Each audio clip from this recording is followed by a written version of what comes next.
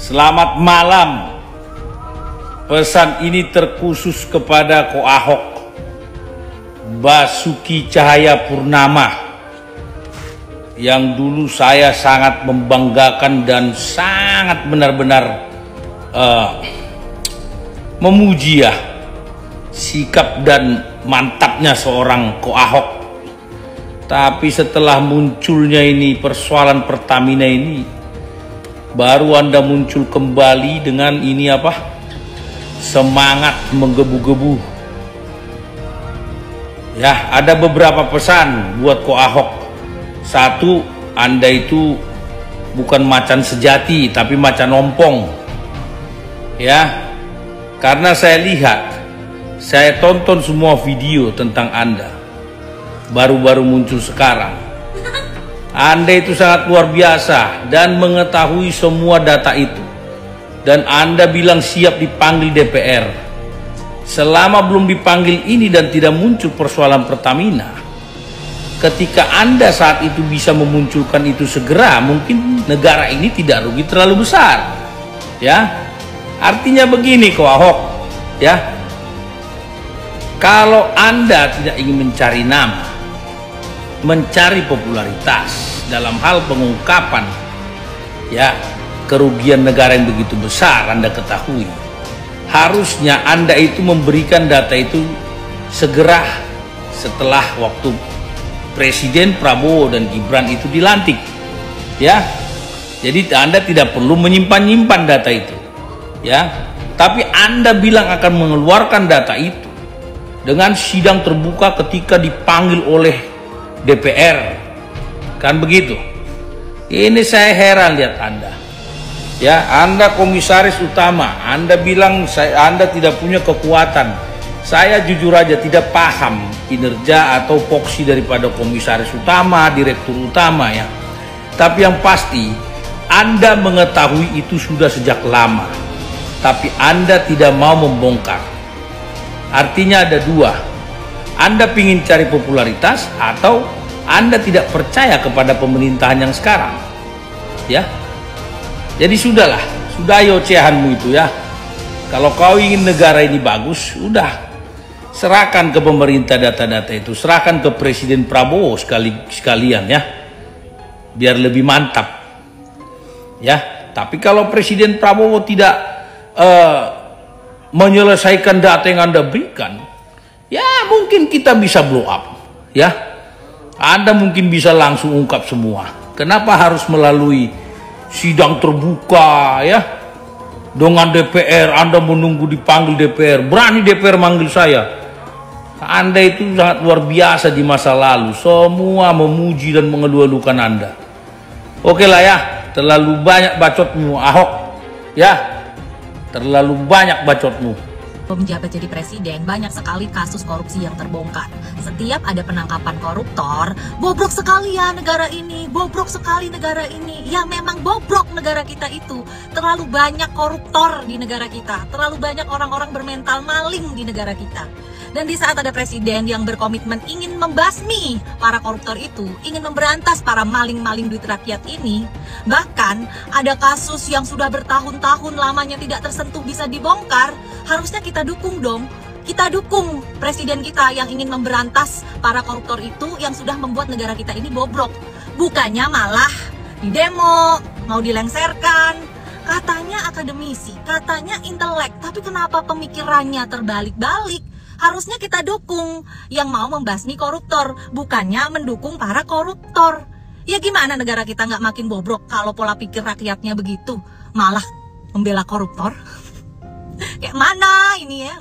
Ini ada tangan yang berkuasa ikut main kalau menurut saya gitu. Kenapa nggak bisa sikat semua? Lo kasih gua dirut dong kayak Gojek Gubernur.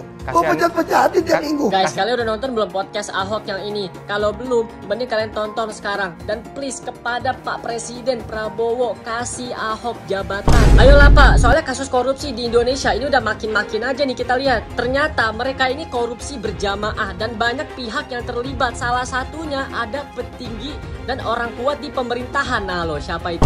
Waktu itu Ahok menjabat sebagai komut, itu pun dia gak bisa berbuat terlalu banyak karena atasannya ada main Setiap dia mau melakukan pengecekan selalu dihalang-halangi. Bahkan waktu itu dia mau ngecek tangki ya kan, tiba-tiba besokannya tangkinya meledak anjir. Ada indikasi mereka itu mau menghilangkan barang bukti. Dan yang lebih membagongkannya lagi adalah ini sudah dilakukan secara turun-temurun. Jadi dari dulu itu mereka cuma gonta-ganti pemain aja. Dari sini gua ngerti kenapa Ahok itu sulit untuk masuk ke pemerintahan. Banyak banget orang yang mau menjatuhkan dia, dan dia selalu diserang dengan isu agama. Lagi dan lagi agama. Ayo Pak, maju lagi. Pasti gua coblos sumpah. Guys, sudah lihat wawancara Ahok di Liputan 6 belum? Jihan sangat menggebu-gebu. Kalau saya diangkat jadi dirut, saya akan memberantas korupsi. Dengan begitu semangatnya. Astagfirullahaladzim, astagfirullahaladzim. Lali-lali poso-poso. Kan sangat membagongkan ya. Dia di Liputan 6 bilang gini, saya nggak pernah diutus menjadi dirut. Sedangkan dulu dia itu pernah wawancara sama Najwa Shihab. Dia itu bilang apa coba? Saya ini mau diangkat jadi dirut Pak Jokowi, tapi saya tolak karena saya nyaman di posisi ini katanya. Lah, kok wong kok ngomong esok tempe sore dele kayak gitu. Ini lambenya mencela-mencela loh, kok Ahok ini. Dulu kamu lurus-lurus saja waktu pertama kali diangkat jadi wakilnya Pak Jokowi. Sekarang setelah kamu masuk di banteng ini ya, lu ambemu ra kena di gugu. Mencela-mencela nek ngomong sok-sokan gue pakai menggebu-gebu. Saya akan menghapus korupsi lah tai entot. Wong rangilu. Wong mencela-mencela lambene. Tapuk malaikat lu mencos lambemu. Tenan. Pegel aku. Jan, wis balio ning Bangka Belitung ketok kamu di Jakarta itu terkontaminasi kamu. Ya. Kembali ke jalan yang benar. Ahok Azhadu. Bapak Jaksa Agung, kalau sekali lagi Ahok mengatakan bahwa Ahok mau membongkar mega korupsi yang sekarang ini terjadi, cepat Jaksa Agung tersangkakan Ahok. Karena kalau dia mengatakan sekarang dia mau bongkar, berarti dia punya data. Dia tahu kasus tersebut, dia tahu mega korupsi tersebut. Kenapa tidak dibongkar pada waktu dia 5 tahun menjabat sebagai komisaris utama Pertamina? Kenapa memenuhi syarat sebagai tersangka? Menurut Undang-Undang PT dan menurut hukum pidana, komisaris yang melalaikan kewajibannya dapat dituntut dan dirugi oleh perusahaan maupun oleh warga korban dan juga dapat dipidana. Ngerti gak? Kalau dia mengatakan membongkar berarti dia udah tahu. Atau memang dia tidak tahu apa-apa, hanya mau tebar pesona, mau nebeng populer, karena selama jadi komisaris dia sibuk bermain golf. Kepada para pendukung Ahok, saya hanya minta Hotman hanya memakai logika hukum. Kamu jangan pakai pantat, mikir jangan pakai pantat ya, para pendukung Ahok. Lu ngomong apapun, gua akan tetap mengatakan apa adanya secara hukum. Saya bukan buzzer. Income saya lebih besar dari gaji 10 orang menteri. Tanya kepada Pak Prabowo, saya tidak pernah tertarik jadi birokrat, oke? Dan saya perhatikan, sekali dia mengatakan mau bongkar, berarti dia tahu. Kalau dia tahu, berarti dia lalai. Kalau dia lalai, perdata pidana adalah sanksinya. Kata Dr. Hotman Paris. Jadi bang, kalau ngomong jangan seenteng-entengnya doang, sambil melek, lihat kenyataannya kayak gimana. Bisa nggak BTP ngotak-ngatik dirut di Pertamina? Ya nggak bisa lah. Kalau nggak dia yang ditebas sama yang di atas, gimana? Gue nggak membenarkan apa yang dilakukan sama dirut Pertamina ya. Dari dulu emang udah bobrok bang. Tapi kita juga harus jujur loh. Masa sih abang nggak tahu Berapa banyak juga Pertamina diperes kalau setiap mau pilpres? Masa nggak tahu? Kalau setiap mau pilpres mau kampanye, apa nggak disuruh keluarin duit dari situ? Bang, besok-besok bang. Udahlah bang, lu kerja aja bang. Udah bagus, kerjaan lu bagus, anak-anak lu hebat. Ngapain juga lu ngebuzzer? Ahok, jangan ngotot kamu. Emang lu siapa sih? Siapa sih lu di Indonesia ini, Ahok? Ngotot kayak apa lu? Lu nggak ada apa-apanya kok. Aku kok malahan greget ya lihat Hotman Paris ini. Kok dia yang keberatan dengan statementnya itu Pak Ahok? Seharusnya sebagai masyarakat dia mendukung dong supaya proyek ini dibongkar habis sama Pak Ahok. Kok dia yang keberatan? Aku jadi curiga nih ya kan. Jangan-jangan dia juga ikut menikmati hasilnya ya kan. Dia loh dalam keadaan sakit. Dengan emosinya dia itu berkomentar seperti itu. Ayo coba Anda bayangkan. Seharusnya kan dia fokus dengan kesehatannya dulu. Ya kan? Saya ketawa aja. Masyarakat lebih percaya Ahok daripada si Hotman itu. Rahupu. Ya iyalah, saya juga percaya Ahok.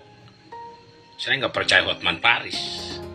Dan saya ajak semua, dan saudara juga ajak yang lain, kita dukung Ahok. Untuk apa? Untuk membongkar bobroknya Pertamina. Kan Ahok udah teriak dari 2020, cuman nggak ada yang gubris aja waktu itu.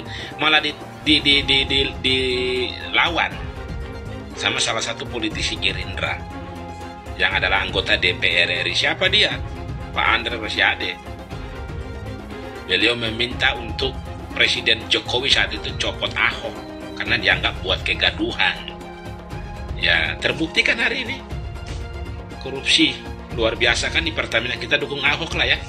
Doakan Ahok supaya Ahok kuat dan membongkar kasus korupsi di Pertamina. Gue udah maki-maki dia tiap minggu. Kalau gue dirut, udah gue pecat. Ini pernyataan Pak Ahok teman-teman soal Rifa Siahaan, Direktur Pertamina Patraniaga yang baru aja ditetapkan sebagai tersangka korupsi kan dalam kasus Pertamina. Ini ada tangan yang berkuasa ikut main kalau menurut saya gitu loh di Republik ini.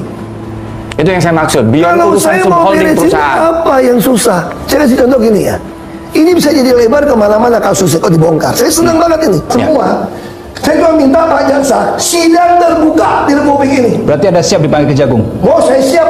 Saya sedang membantu. Dan saya senang kalau di sidang itu semua rekaman rapat saya itu diputar biar seluruh rakyat Indonesia mendengarkan apa yang terjadi di Pertamina, apa yang saya marah-marah di dalam. Pak Ahok sendiri yang belum menjabat sebagai komisaris utama Pertamina udah lama curiga katanya sama kebijakan Rifa. Dia berkali-kali nih memperingatkan soal kebijakan aneh di Pertamina, termasuk salah satunya transaksi tunai di SPBU yang nggak dihapus dan proyek pengukuran BBM digital yang malah dikerjasamai sama Telkom dengan biaya triliunan. Sekarang setelah Rifa resmi jadi tersangka, Pak Ahok itu bilang dia nggak kaget sama sekali. Bahkan dia siap nih buat dipanggil Kejaksaan Agung buat bongkar semuanya, mulai dari rekaman sampai notulensi rapat yang dia simpen sampai saat ini. Dia juga menyinggung dugaan keterlibatan oknum lain termasuk dari BPK teman-teman. Jadi apakah penangkapan Rifa ini bakal jadi awal dari pengungkapan kasus yang lebih besar? Akankah Ahok membongkar semua praktik mafia migas? Atau bahkan Ahok sendiri yang ikut terlibat di dalam permainan besar ini? Coba teman-teman, serap pendapat kalian drop komen. Yang membongkar mega korupsi Pertamina bukan Ahok, tapi kejaksaan. Ahok sama sekali tidak ada peran apapun membuat kasus mega korupsi Pertamina ini terbongkar. Justru itulah yang aku tanyakan. Sekarang tiba-tiba Ahok ngoceh di mana-mana, akan jadi saksi di kejaksaan, saya siap bongkar. Itu yang saya tanya. Anda itu berapa tahun jadi komisaris, honor sangat besar, bonus sangat besar. Anda mundur, ada ayam-ayam aja, nggak ada suara, nggak ada protes apapun. Kok sekarang setelah kejaksaan berhasil membongkar, Anda mengatakan saya akan bongkar jadi saksi? Aku itu bertanya loh, kenapa Anda dulu diam? Bilang aja nggak tahu sama sekali, selesai. Tapi kalaupun nggak tahu sama sekali, komisaris ini mega korupsi yang sangat besar bertahun-tahun. Jadi ngapain kau selama ini? Aku cuma nanya, nggak nuduh. Halo para monyong-monyong. Makanya kenapa orang takut saya jadi dirut demo-demo? Kalau saya jadi dirut, saya bisa langsung pecat tuh dirut subholding. Karena untuk ke notaris saya yang putuskan. Dan saya tidak pernah takut sama Menteri BUMN manapun. Sama saya benar. Kenapa saya dikurung? Tidak boleh jadi dirut. Janjikan saya jadi dirut untuk membereskan. Ini ada tangan yang berkuasa ikut main kalau menurut saya gitu loh. Di Republik ini. Ini bisa jadi lebar kemana-mana kasusnya kok dibongkar. Saya senang banget ini. Ya. Saya ingin masyarakat tuh mengerti bahwa akar masalah Republik Indonesia adalah korupsi dan kemunafikan. Jadi orang semua saling sandra menyandra, ada dikasih jabatan wewenang. Makanya saya bilang, pemerintah saat ini kalau tidak mau memperlakukan e-katalog di LKPP pengadaan bahan migas, saya berani jamin cuma mau ganti pemain. Ada yang mau makan itu uang. Oke. Saya mau tegaskan seperti itu aja. Alasannya itu bahwa Agung Sedayu melakukan pembangunan. Bapak-bapak, ibu-ibu tahu nggak? Negara yang asal mulanya itu tempat perdagangan, kawasan pemukiman, kemudian jadi negara. Tahu nggak? Yang paling dekat itu Singapura. Singapura itu dulu tanahnya milik Melayu. Orang-orang pendatang Cina dari Republik Rakyat Cina datang ke situ, di backup oleh Inggris, didirikan pelabuhan, diberi tempat, diberi tanah, kemudian didatangkan orang-orang Cina sebanyak mungkin sehingga jumlah Melayunya kalah. Jadilah dia negara Singapura. Sudah ada contoh, sudah banyak contoh, dan sampai sekarang contoh itu masih berlaku. Orang-orang pendatang yang tadinya hanya kawasan pemukiman dan perdagangan, lama-lama jadi negara sendiri. Itu sudah ada, bukan hayalan. Jadi jangan dianggap ini membohong. Wahai cucu-cucu Senawawi Al-Bantani, wahai keturunan Sultan Banten, saya menyeru, ini perjuangan rakyat Banten. Banten dijajah, Banten diintimidasi. Ayo kita bersatu untuk berjuang. Hadirin sekalian, saya sampaikan, hei Aguan, ini bukan masalah rasis, bukan. Ini bukan masalah etnis, bukan. Ini bukan masalah agama, bukan. Hei Aguan, saya sampaikan kepada kamu, Aguan, walaupun engkau punya segala-galanya, engkau punya uang, harta yang berlimpah, engkau bisa beli oknum-oknum pejabat, engkau bisa beli oknum-oknum perangkat-perangkat negara dengan kau punya uang, walaupun kau bisa beli partai-partai politik atau oknum-oknum anggota dewan. Wahai Aguan, kau punya uang, kau punya harta, kau punya segala-galanya, akan tetapi ingat, selama kami pemuda-pemudi Islam Indonesia, kami bangsa dan rakyat Indonesia yang telinga kami selalu terbuka untuk mendengar jeritan-jeritan saudara-saudara kami, telinga kami terbuka mendengar jeritan, teriakan, merasakan penderitaan, kesengsaraan saudara-saudara kami di Banten, maka selama itu kami pemuda-pemudi Islam, kami pemuda-pemudi Jawa Barat akan berada di barisan paling depan melawan engkau sampai titik darah penghabisan. Salah seorang tokoh anti PIK 2 yang sekarang bersuara sangat keras adalah mantan Sekretaris Kementerian BUMN Muhammad Said Didu.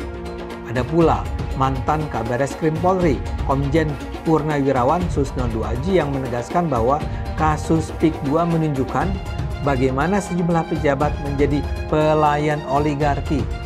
Semua orang jadi tahu siapa si Jongos, tulis Susno. Di Banten sendiri saat ini berlangsung upaya untuk membangkitkan kemarahan masyarakat Banten untuk menolak pengembangan PIK dan PIK-PIK selanjutnya. Mantan Ketua KPK Abraham Samad bersama Said Didu juga melaporkan kasus PIK 2 dan aguan ke KPK.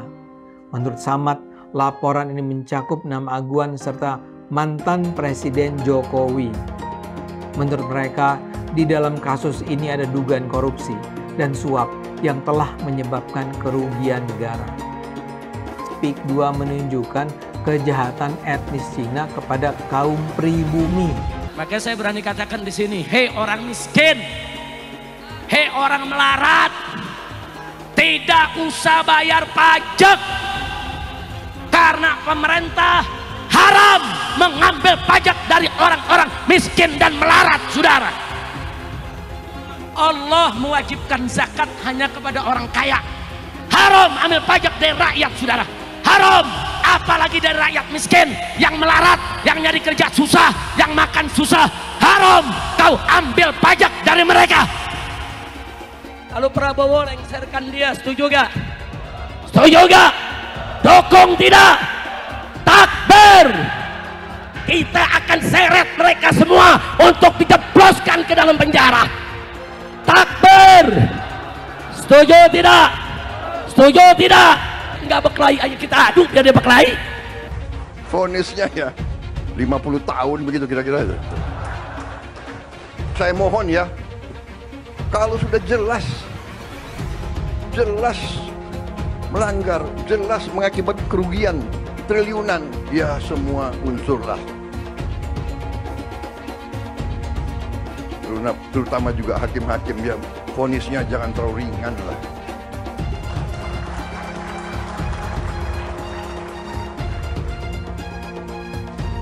Nanti dibilang Prabowo nggak ngerti hukum lagi. Tapi rakyat pun ngerti, rakyat di pinggir jalan ngerti. Ngerampok triliunan, kalau triliunan, ratusan triliun. Vonisnya sekian tahun. Vonisnya ya 50 tahun begitu kira-kira itu. Presiden bisa bikin perpu ngalahkan 560 anggota DPR RI. Iya dong, kayak sekarang orang ribut undang-undang perampasan aset, korupsi. Kita semua tahu akar masalah di Indonesia semua tuh korupsi, bos. Kau korupsi bikin perpu aja perampasan aset. Iya dong, kalau nggak mau perpu itu, kita ada Undang-Undang Nomor 7 Tahun 2006. Hasil ratifikasi Konvensi PBB melawan korupsi. Sudah ada undang-undangnya. Tanya lu orang-orang pajak, lu pernah tagih nggak pajak-pajak orang di LHKPN? Lu lihat aja tuh di KPK. Banyak pejabat, mantan pejabat, hartanya melimpah. Nyebut hibah. Kok nggak dikejar pajak? Kenapa mesti kejar pajak orang menengah? Betul. Yang kejar setengah mati. Betul banget. Ya kan menengah kayak kita nih. Listrik naik tahun depan, minyak naik, barang beras naik, semua naik. Gaji kagak naik. Lu paksa demo gaji naik nih, perusahaan nggak bisa jualan, tapi lakukan ya PHK. PHK lebih cilaka. Nah ini tanggung nih tengah nih. Rumah nggak bisa jangkau semua. Cuma bansos saja kasih. Sebenarnya bangsa kita ini punya nurani yang baik. Kita tuh suka pakai nggak enak hati. Ini kalau semua orang bilang hitam, kalau gue bilang putih sendiri kayaknya nggak sopan. Karena kita disesatkan dari penjajah Belanda. Berbeda pendapat walaupun benar dianggap tidak harmoni. Betul. Saya kalau lu mau tunjukin iman lu hebat, tunjukkan di perbuatan lu. Baru gua bisa lihat iman lu. Iya dong. Lu kalau ngomong iman lu hebat, tunjukkan perbuatan lu dong. Tapi orang nggak senang ngomong kayak gitu. Ya udah, lu nggak senang ya nggak pilih, ya udah. Ya udah sekarang lu selesai lo. Kayak semua orang nggak suka gua kan. KPK yang menjadi macan ompong menghadapi Anies Baswedan.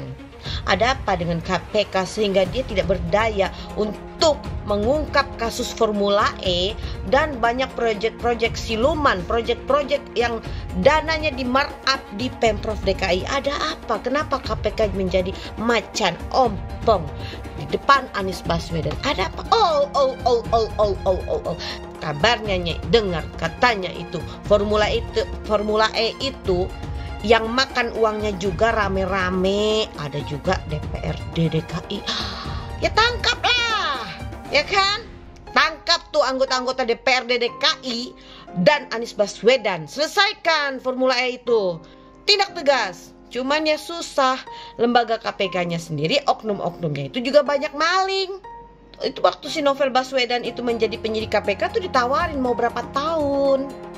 Itunya di penjaranya mau berapa tahun, itu ada harganya, ya kan?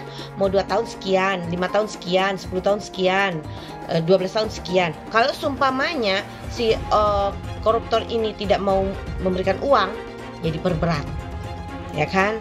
Nah itulah kerjanya KPK.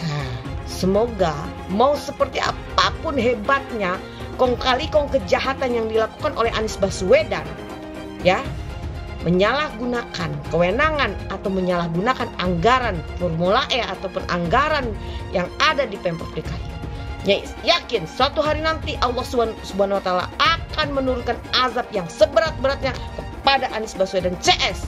Saya tidak mau pemimpin masa depan menyalahkan angin di kemudian hari.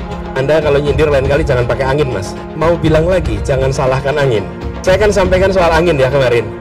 Angin tak ada KTP-nya. Angin itu bergerak dari sana sini. Ketika polutan yang muncul dari pembangkit listrik tenaga uap mengalir ke Jakarta, maka Jakarta punya indikator, karena itu Jakarta mengatakan ada polusi udara. Ketika anginnya bergerak ke arah Lampung, ke arah Sumatera, ke arah Laut Jawa, di sana tidak ada alat monitor. Ada orang yang bilang jangan cerita soal angin, maka dia tidak menghormati ilmu pengetahuan. Soal pembangunan yang berkelanjutan. Dia bilang di Jakarta dia udah meneruskan yang udah baik.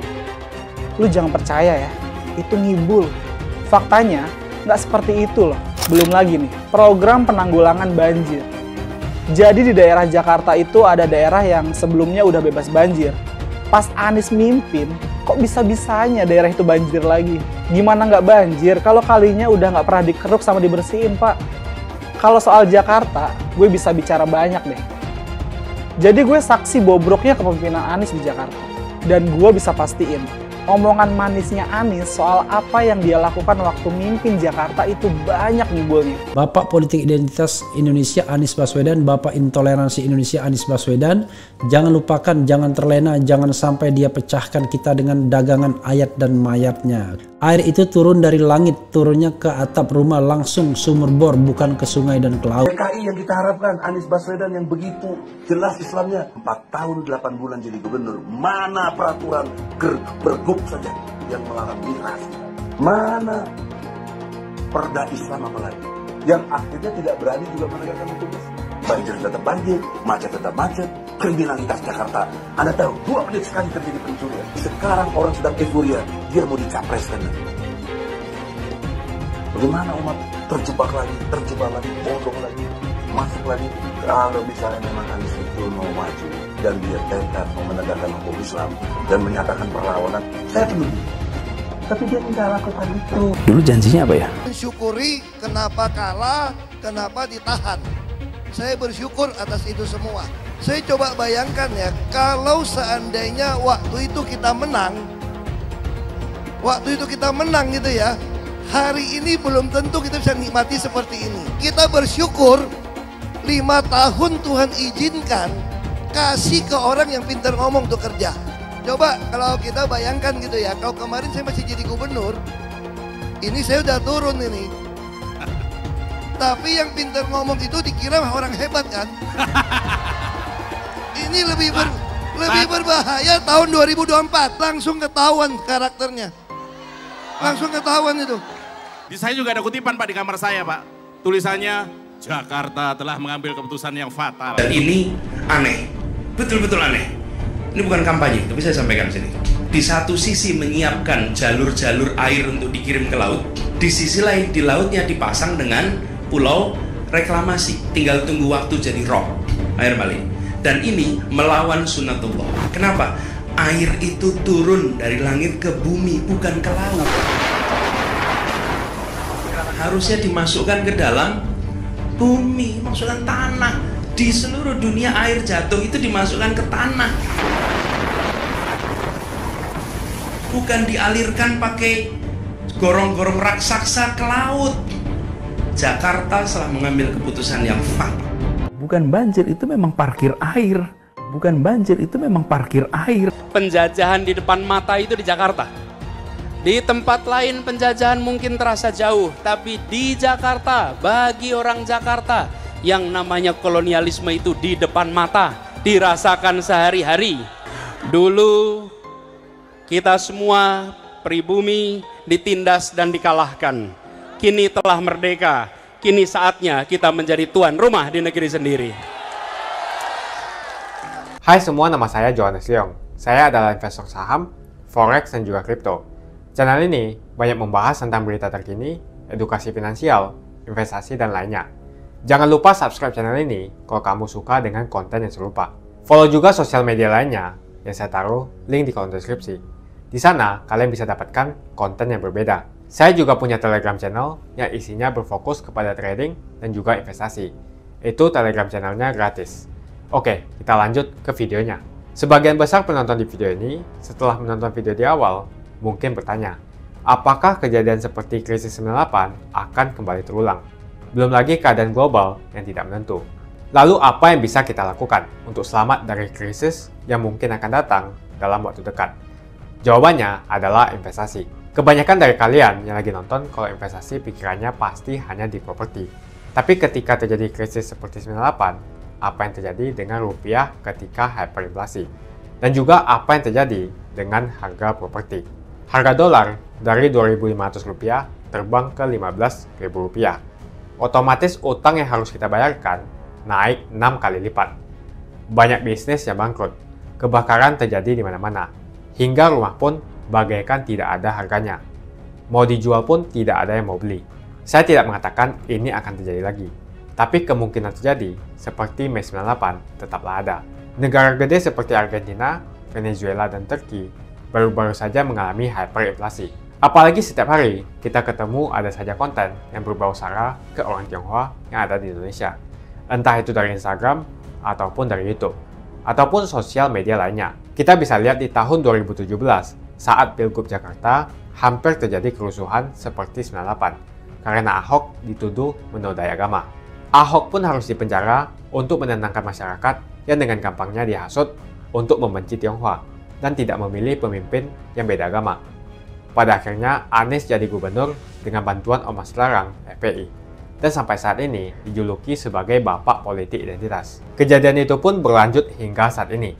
Masifnya pemberitaan sara terhadap Tionghoa beredar di media-media nggak jelas. Penontonnya setiap hari dihasut untuk menggulingkan pemerintah karena tuduhan Indonesia dikuasai oleh Taipan atau Sembilan Naga yang ujung-ujungnya menyalahkan Tionghoa lagi. Kita bisa melihat kejadian di PIK 2, di mana ormas terlarang seperti FPI dan juga HTI terus menghasut masyarakat untuk membenci Tionghoa.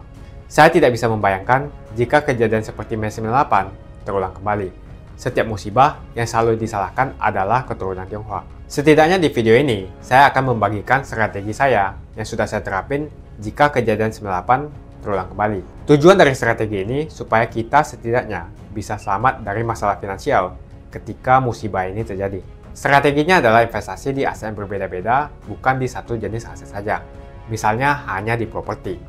Kalian bisa mulai belajar berinvestasi di aset yang berbeda seperti Bitcoin, emas, dolar, bahkan saham global atau saham Amerika. Ini adalah cara yang bagus untuk mengurangi risiko tergantung kepada satu jenis aset saja. Bukan gak nasionalis kalau kita mau invest di aset-aset yang saya sebutkan tadi. Tapi memang peluang yang kita dapatkan dan potensinya memang jauh lebih bagus dari properti, apalagi deposito. Pertama, pelajari jenis aset seperti emas. Setidaknya kita bisa terlindung dari efek hyperinflasi ketika terjadi. Selain itu, kalian juga harus belajar bagaimana mendapatkan penghasilan dari emas. Kedua, kalian harus belajar investasi aset global seperti saham Amerika atau saham global. Ketika terjadi krisis, yang paling berdampak adalah saham-saham Indonesia. Karena semua utang perusahaan dalam bentuk dolar akan terkena dampaknya. Deposito, reksadana, properti juga akan terkena imbasnya. Ketiga adalah kalian harus belajar mengenal berinvestasi di Bitcoin. Alasan kenapa saya suka banget dengan kripto, karena kita bisa pergi ke negara apapun di dunia ini, misalnya di Singapura, dan saya tinggal jual kripto saya di negara itu. Saya menganggap Bitcoin itu sebagai aset properti digital yang bisa saya bawa kemanapun dan jual kapanpun saja secara instan.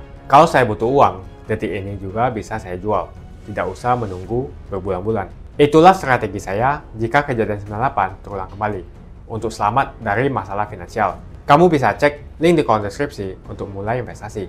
Dan saya sudah sediakan juga video playlist supaya membantu kalian paham tentang investasi. Semoga video ini membantu kalian untuk selamat dari masalah finansial ketika musibah ini terjadi kembali.